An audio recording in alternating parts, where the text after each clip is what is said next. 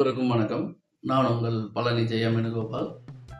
ராகு கேதுக்கள் ஒரு ஜாதகத்துல எத்தகைய மாற்றத்தை செய்யும் அப்படிங்கிறத இந்த பதிவுல பார்க்கலாம். எந்த ஜாதகத்தை வேணா எடுத்துக்கங்க.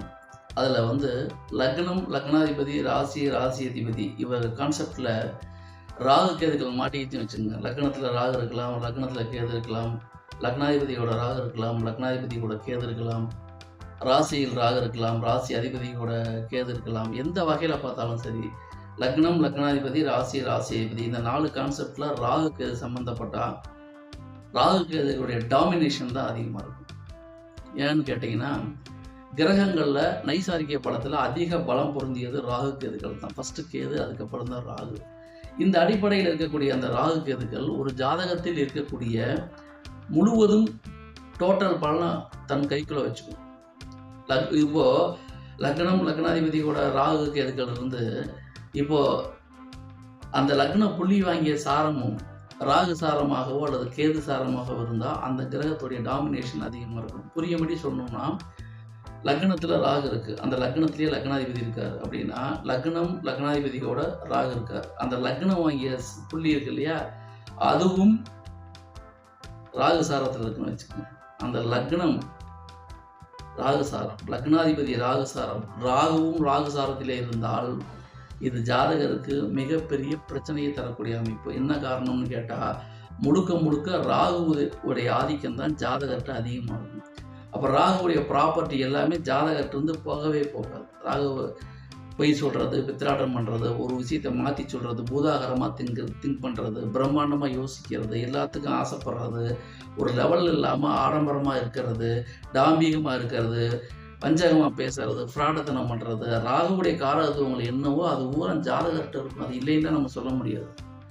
அதாவது ஊர் மெப்பனிக்கு வாழ்றக்கூடாதுங்க. உண்மை என்னவோ அதுதான். இப்போ ஒரு ராகு லக்னம் லக்னாதிபதி கூட சேர்ந்து இருந்தால் அந்த லக்னம் வாங்கிய புள்ளியும் ராகு, லக்னாதிபதி வாங்கிய புள்ளியும் ராகு அப்படிங்கும் பொழுது முழுக்க முழுக்க ராகுடைய காம்பினேஷன் தான். அப்போ ராகுடைய தன்மை என்ன, ராகுடைய ப்ராப்பர்ட்டி, ராகுடைய காரகத்துவம் எல்லாமே அந்த ஜாதகத்தை எக்ஸ்போஸ் ஆகும். அதை மீறிலாம் யாரும் திங்க் பண்ண முடியாது. அப்போது இந்த மாதிரி ஒரு நபர்கள் பல தொழில் பண்ணுவாங்க, பல சிந்தனைகள் ஓடும், பல விதமாக சம்பாதிப்பாங்க. எப்படி பணம் சம்பாதிக்கணுங்கிற வித்தை இவங்களுக்கு தான் தெரியும். யாரை எப்படி ஏமாற்றலாம், என்ன பண்ணலாம், நம்ம ஒரு டான் மாதிரி இருக்கிறதுக்கு என்னென்ன தெரியணுமோ அத்தனை நுணுக்கங்களும் அவங்களுக்கு தெரியும். அப்போ லக்னத்தை ஆட்டி வைக்கிறது இந்த கான்செப்டில் பொறுத்த வரைக்கும் ராகு. இப்போ ராகுடைய என்னென்ன கிரக காரத்துவம் இருக்கோ அதை பூரா ஜாதகருக்கு போட்டுருங்க. அந்த தன்மைகள் ஜாதகர்கிட்ட கொஞ்சம் கூட மாறவே மாறாது. இது ஒரு சைடு இருக்கட்டும். இதே மாதிரி லக்னம் லக்னாதிபதி கேது சாரத்தை லக்னம் வச்சுக்கோங்க. லக்னத்தில் கேது, லக்னாதிபதியும் கேது. ஏன்னா லக்னத்திலே லக்னாதிபதி இருக்காரு, அந்த லக்னத்திலே கேது இருக்குது. அந்த லக்னம் வாங்கிய சாரமும் கேது சாரம், லக்னாதிபதி வாங்கிய சாரமும் கேது சாரம், கேது நிற்கக்கூடிய சாரமும் கேது சாரம் வச்சுக்கோங்க. இது முழுக்க முழுக்க கேதுவுடைய ஆதிக்கத்தில் இருக்குது. அப்போ ராகு எப்படி இருப்பாரோ அதுக்கு டெட் ஆப்போசிட்டாக இருக்கிறது கேது.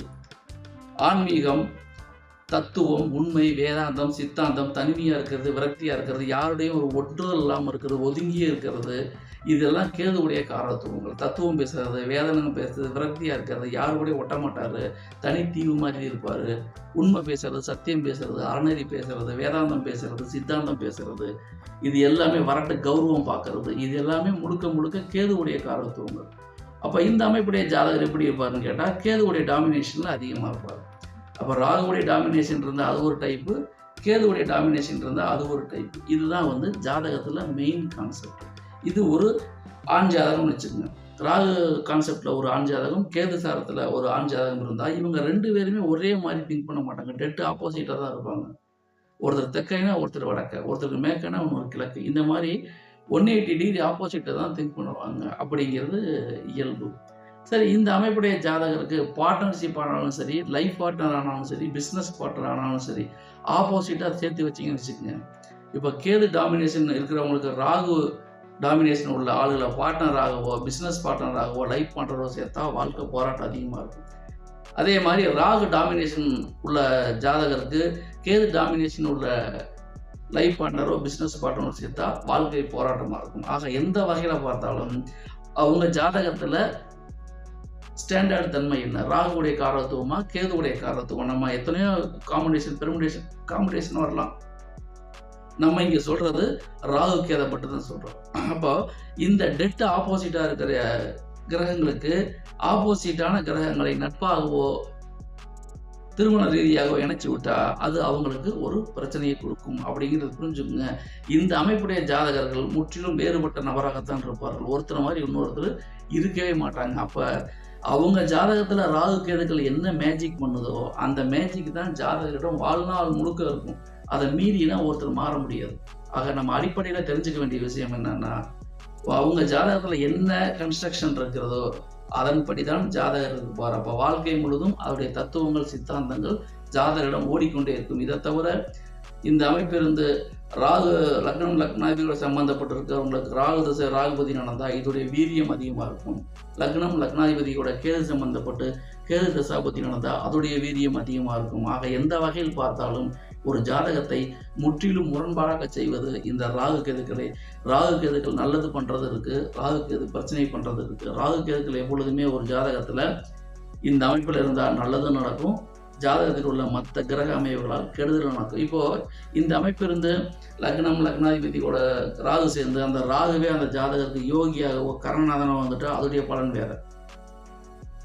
அதே மாதிரி லக்னம் லக்னாதிபதியோட கேது இருந்து கேது அவருக்கு யோகியாகவோ கேது அவருக்கு கரணநாதனோ வந்து விட்டா அதோடைய தன்மை வேற. ஸோ தனிப்பட்ட ஜாதகத்தை பொறுத்து முற்றிலும் முரண்பாடான தகவல்களை நாம் மாற்றியே கொள்ளலாம். அப்போ ஒருத்தர் இப்படித்தான் இருப்பாரு அப்படின்னு நம்ம ஸ்டாண்டர்டாக சொல்ல முடியாது. காரணம் என்னன்னா, கிரகங்கள் தங்களுடைய இயல்புகளுக்கு தகுந்தவாறு தான் மனிதனை ஆட்டி வைக்கும். ஸோ மனிதனை ஆள்பவை கிரகங்களே.